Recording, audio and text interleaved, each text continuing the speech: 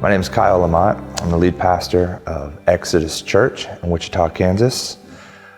We planted the church 2 years ago on the east side of Wichita, and so just pastoring, doing ministry, and trying to be faithful to what God has called me to do.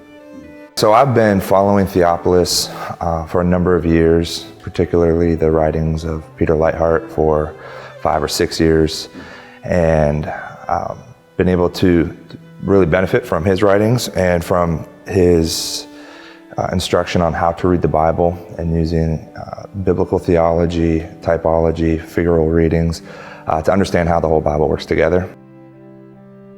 If a regional course is coming to your area, check it out because in my experience, there's nothing like this.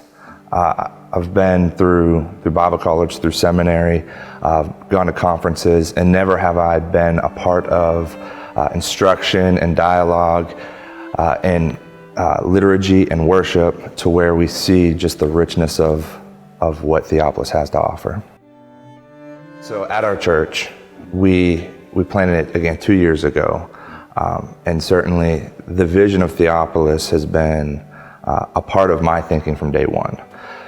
As it relates to preaching, being able to expound the scriptures in such a way that really highlights pulling the Old Testament into the New and seeing the great themes of scripture come out in sermons.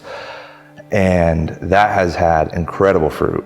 People have really been excited about what the scriptures have to say. We've gone through some of the Gospels, went through the Gospel of Mark, Colossians, and others, and people have been kind of like it says in Luke 24, right? That they heard when Christ talked about how the Old Testament testifies to him and their hearts were set on fire. There's been that sort of excitement, not only in my life, but also in the life of our people as we've dug into the scriptures together.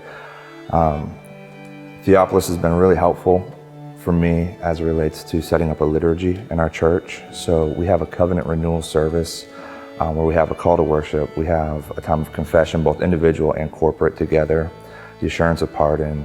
We have communion each week. We have a benediction. And that at first was really strange in our context. We did not come from a liturgical church. Most of our people don't have a liturgical background. Yet it is one thing that people have really grown to love. In fact, we had one gal in our church who grew up in church, but really never connected, never really stayed involved. And it was through that liturgical process that her testimony is, this is where my life was transformed for Christ. That it just became real to her. And it was by walking through each week the liturgy that we have set in place.